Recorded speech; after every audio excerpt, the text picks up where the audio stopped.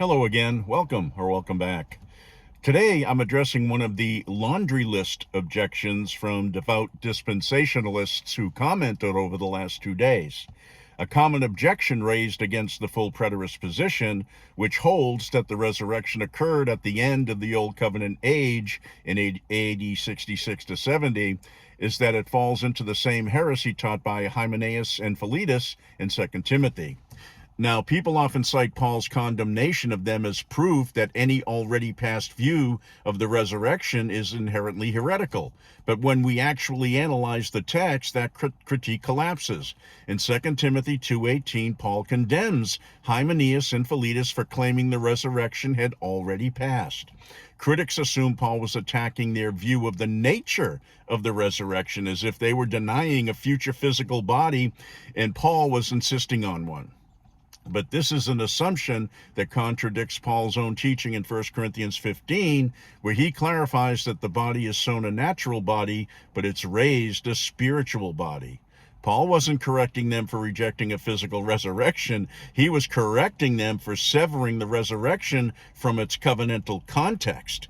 And hear this. If Hymenaeus and Philetus were claiming a physical resurrection had passed already, one only needed to check the cemeteries. Given that the bodies were still there was no need for Paul to correct these men, nor would I have to write this script today. So what was the resurrection they were misinterpreting? Well, to understand it, we have to go back to the source.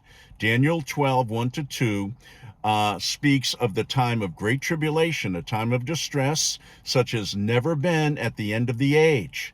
In that context, he says, and many of those who sleep in the dust of the earth shall awake, some to everlasting life and some to shame and everlasting contempt.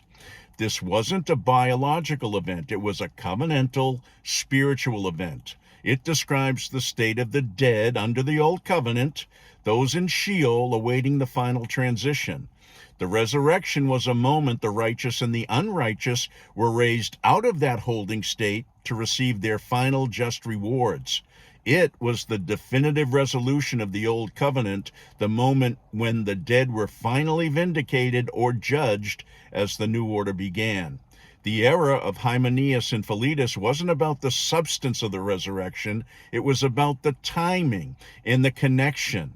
They were teaching that the resurrection was a disconnected, already past event that ignored the actual historical tribulation and the end of the Jewish age. Now, we are not saying the resurrection is already past in a way that detaches it from history. We are saying it happened exactly when the scriptures said it would, at the cataclysmic close of the Old Covenant age in AD 66 to 70. Paul was correcting a dangerous displacement. He wasn't defending a physical body resurrection. He was correcting a departure from the historical timeline of the prophecy. To conflate our position, which anchors the resurrection in the specific promised historical window of the first century, with the era of Hymenaeus and Philetus, who had divorced the resurrection from the timing of the kingdom's arrival, is to miss the point entirely. The resurrection wasn't a myth to be severed from history. It was a covenantal promise fulfilled at the end of the age. Now, I encourage you to look closely at that timeline. Thanks, and I'm out.